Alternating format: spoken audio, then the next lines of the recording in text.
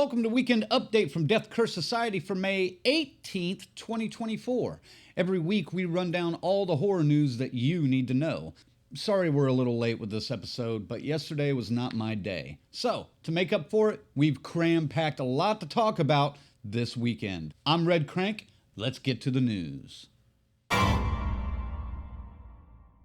15 years after the last Friday the 13th film hit the big screen, we finally have news of a new era for the franchise from Horror Incorporated, the Jason universe. This may at first sound like Horror Incorporated's way to expand the franchise into some sort of Marvel Cinematic Universe or DC Universe clone, but according to the breaking report from IGN, that doesn't seem to be the case. IGN states, new Friday the 13th activations will span a wide range of platforms from entertainment, games, immersive experiences, merchandise, and more to be announced throughout 2024 via @JasonUniverse13 on social media or by visiting the official Jason Universe website. What the hell is an activation? Robert Barsamian, the president of Horror Incorporated, says, for decades, Jason shocked and thrilled audiences who kept coming back for more. We're excited to work with Victor Miller and Mark Toberoff on new projects we'll announce in the coming months. Robert Barsamian has been involved with Friday the 13th since the beginning, as a financier for the original 1980 film and executive producer for the 2017 video game and the upcoming Crystal Lake series for Peacock and A24. Vice President of Horror Incorporated, Robbie Barsamian, adds, we're focused on honoring the legacy while elevating the fan experience and appealing to today's horror audiences as we develop new ways to watch, interact, and engage with the Jason universe. Sherry Kahn, Global GM of Horror Incorporated, says, with the unique ability to remain at the forefront of pop culture for 44 years, Jason continues to top charts as one of the scariest villains of all time, with strong global awareness across multiple generations, thanks to billions of TikTok views, plus millions and millions of gamers and movie fans. We can't wait to introduce new Jason Universe activations to these amazing fans. There's that word again, activations. It seems like just a clever way to include multiple entertainment options since they mention entertainment, games, immersive experiences, merchandise, and more. One term missing from that list is film or movie, which means fans may be waiting even longer for the franchise to return to the big screen. Bryan Fuller, who recently parted ways with the Crystal Lake series over creative differences, explained in 2022, the movie rights are a completely different thing. They are tied up at New Line and are super messy. It appears far too many parties need to agree on the profit sharing, including Horror Incorporated, Miller, Sean Cunningham, and New Line Cinema, just to name a few, for another film to be made. Many fans were also confused by the lack of Friday the 13th as part of the announcement title. Currently, the rights to the name Friday the 13th are held by New Line Cinema, and it seems, at least for the time being, that the parties behind the Jason universe are trying to skate around the title to avoid including New Line in on the profit sharing. It seems complicated enough as it is. One of the first activations, God, I hate that word, to be announced may be a partnership with the popular video game Fortnite, because it's the only X, formerly Twitter account, that the official Jason Universe social media account is currently following. Perhaps that means a Jason Voorhees playable skin that gamers can use in the overhyped game. For now, it's just speculation. And yes, there are official social media accounts on Facebook, X, Instagram, and TikTok, as well as an official website at jasonuniverse.com where you can sign up for updates. Follow at JasonUniverse13 on social media. Stay tuned for more, but expect an announcement soon because there is a Friday the 13th in September and December this year, and what better way to capitalize on the franchise? Since the news that Bryan Fuller had left the production team for Crystal Lake, a Friday the 13th prequel series produced by A24 and Peacock, fans have been in mourning. It seems some of Fuller's fellow filmmakers that were joining him on the project are also bummed out. Scream screenwriter Kevin Williamson expressed his grief on X, stating, "Bummin' hard. So sorry I won't be a part of what would have been an epic Bryan Fuller show. Your pilot was so beautifully realized, a gorgeous portrait of a mother unraveling in her grief, not to mention bloody horrific. I was so looking forward to our hour-long chase episode. An hour-long chase episode set in the world of Friday the 13th sounds great. Alas, we may not see that now. Additionally, Vincenzo Natalo, who directed several episodes of Fuller's Hannibal on NBC, also posted on X, "I have read the first 2 episodes. Bryan Fuller's Crystal Lake was well on its way to becoming another Hannibal-level reinvention that was simultaneously beautiful, sad, poetic, funny, and horrifying. I mourn its passing." It's beginning to look like A24 and Peacock have made a grave mistake in parting ways with Fuller. We'll see. Lionsgate has been flooding the horror market over the last few years, and their latest, Never Let Go, from director Alexandre Aya, released its first trailer. In this new psychological thriller, as an evil takes over the world beyond their front doorstep, the only protection for a mother, played by Academy Award winner Halle Berry, and her twin sons is their house and their family's protective bond. Needing to stay connected at all times, even tethering themselves with rope, they cling to one another, urging each other to never let go. But when one of the boys questions if the evil is real, the ties that bind them together are severed, triggering a terrifying fight for survival. We're in the world now.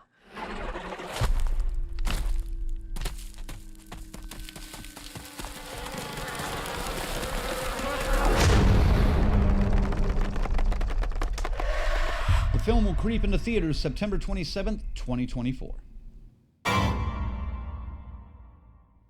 Premiering at Cannes Film Festival this month, David Cronenberg's The Shrouds explores death in a more revealing way, and we got the first teaser this week. First shared by Variety, The Shrouds, which stars Vincent Cassel, Diane Kruger, Guy Pearce, and Sandrine Holt, centers on Karsh, a prominent businessman. Inconsolable since the death of his wife, he invents Grave Tech, a revolutionary and controversial technology that enables the living to monitor their dear departed in their shrouds. One night, multiple graves, including that of Karsh's wife, are desecrated. Karsh sets out to track down the perpetrators. Cronenberg spoke to Variety about his new film, explaining the contrary view of death it explores. Most burial rituals are about avoiding the reality of death and the reality of what happens to a body. I would say that in our movie, this is a reversal of the normal function of a shroud. Here, it is to reveal rather than to conceal.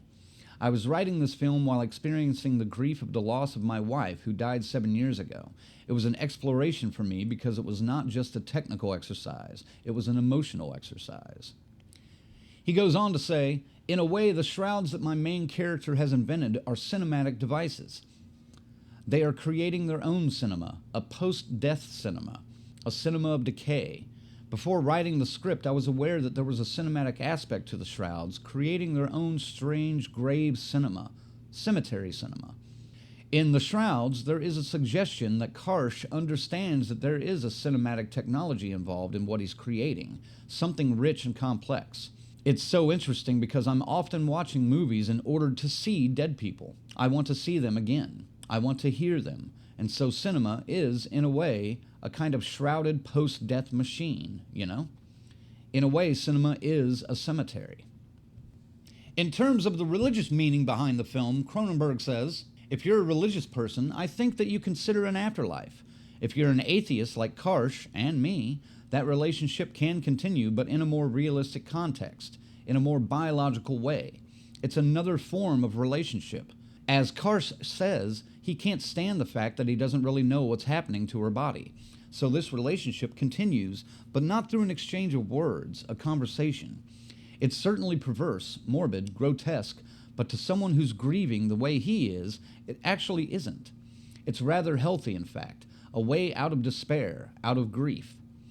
Karsh has literally banked on that. He has invested a lot of money and energy in this high-tech cemetery, but basically, it all comes down to the body.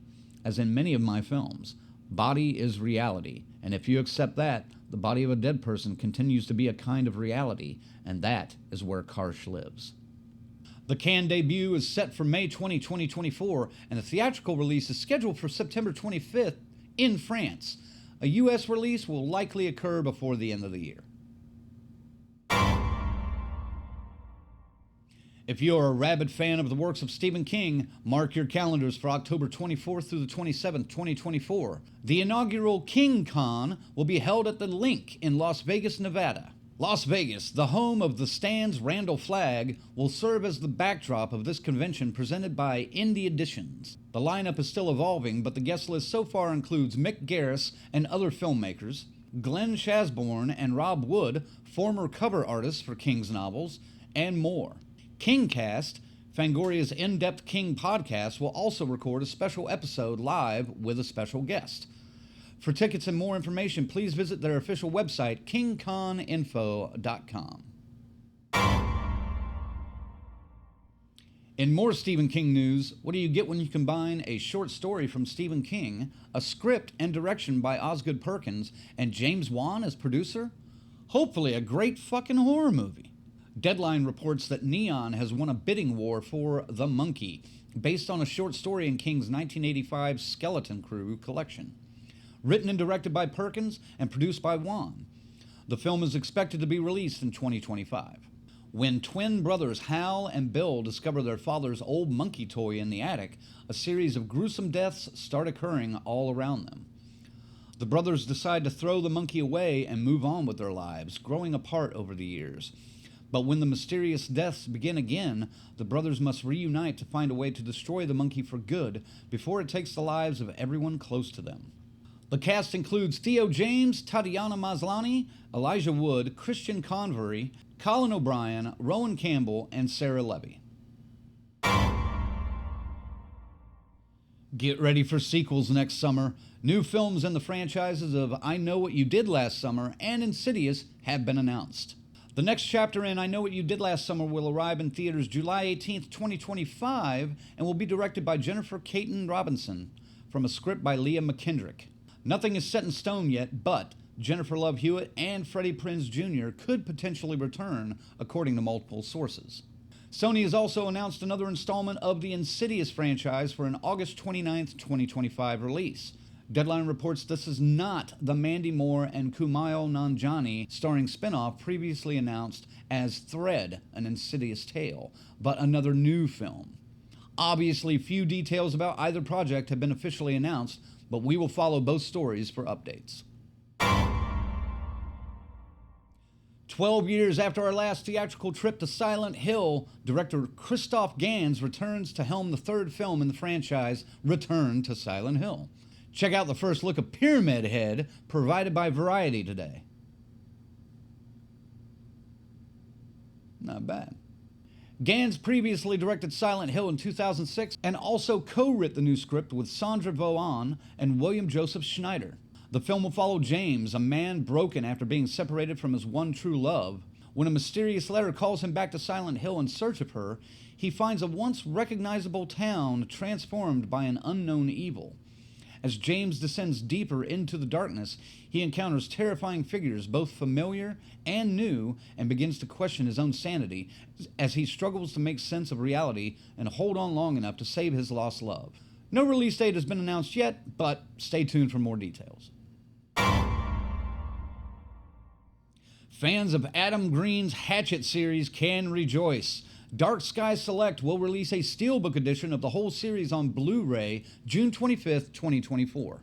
Hatchet, the complete collection Steelbook, is listed at a price of $69.98 and will include all 4 films in the franchise, each with its own disc, as well as an exclusive bonus disc with nearly 2 hours of brand new bonus features.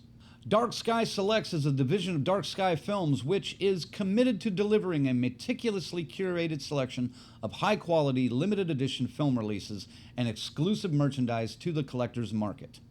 You can pre-order Hatchet now at selects.darkskyfilms.com.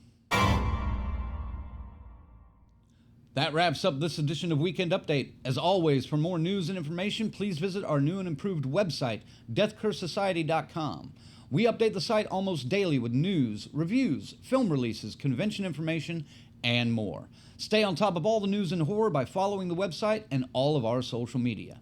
On the next Monday Maniacs, we review The Strangers, Chapter 1. Will Rennie Harlan bring something new to the franchise, and especially the beloved first film from 2008? Or will this just be another remake we really didn't need?